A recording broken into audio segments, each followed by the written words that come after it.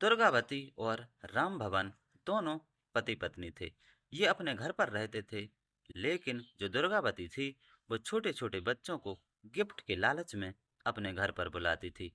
छोटे-छोटे बच्चों को अपने घर पर बुलाकर घर की कुंडी बंद कर देती थी और अपने पति से कह देती थी कि अब तुम इनके साथ शारीरिक संबंध बनाओ।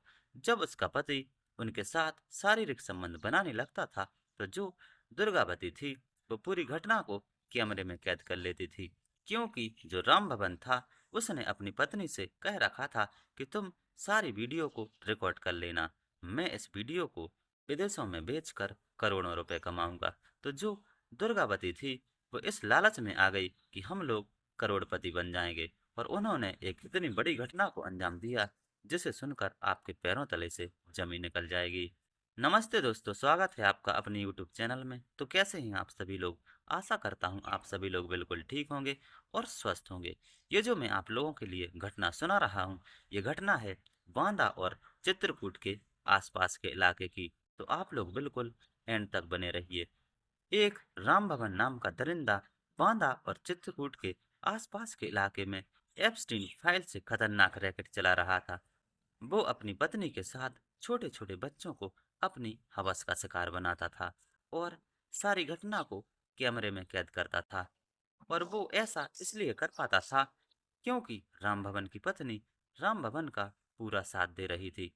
जैसा-जैसा वो कहता था, उसकी पत्नी बिल्कुल वैसा ही करती थी। उसकी पत्नी पहले छोटे-छोटे बच्चों को गिफ्ट्स के लालच में अपने घर पर बुलाती थी और अपने पति से कह देती थी कि अब तुम इनके साथ दुष्कर्म करो, मैं तुम्हारी वीडियो रिकॉर्ड करती हूँ। तो वो दरिंदा उन बच्चों के साथ दुष्कर्म करता था, जिसकी सारी वीडियो उसकी पत्नी कैमरे में रिकॉर्ड कर लेती थी। अब वो दरिंदा उन वीडियो को पोर्न साइट पर अपलोड करता था।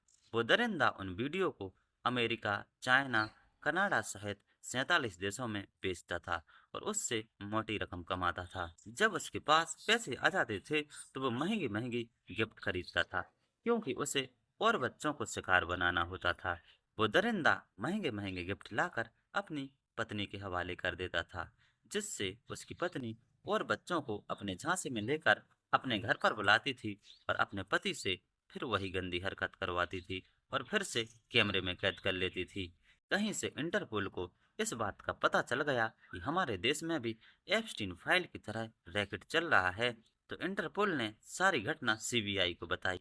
अब सीबीआई जांच में जुटी। जब सीबीआई ने जांच आगे बढ़ाई, तो ये पति पत्नी पकड़े गए और जब इनसे पूछताछ हुई, तो इनने ऐसी-ऐसी सच्चाई उगली जिसे सुनकर सबके होश उड़ जाएंगे। इन लोगों ने बताया कि हम लोग 10 साल से छोटे-छोटे बच्चों को अपना शिकार बना रहे हैं।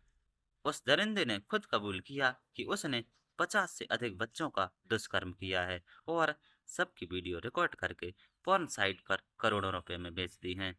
ये सुनकर सब लोग चौंक गए, क्योंकि हम लोग तो यही सोचते हैं कि हमारे देश में इतनी बड़ी घटनाएं नहीं हो सकती हैं, लेकिन ना जाने इस समय हमारे देश में और कहां-कहां ऐसी घटनाएं घट रही हैं। जब उन दोनों का ये मामला कोर्ट में पहुंचा, तो कोर्ट ने दोनों के लिए फांसी की सजा सुनाई। तो देखिए दोस्तों, हमारे देश में भी इतनी खतरनाक घटनाएं घट रही हैं। अपने बच्चों का ख्याल रखिएगा। तो कैसी लगी आप लोगों के लिए जानकारी? जानकारी पसंद आई हो तो प्लीज़ हमारे चैनल को सब्सक्राइब कीजिए, वीडियो को शेयर कीजिए, लाइक कीजिए, कमेंट कीजिए और बेल आइकन को प्रेस ज़रूर कीजिए। Thank you.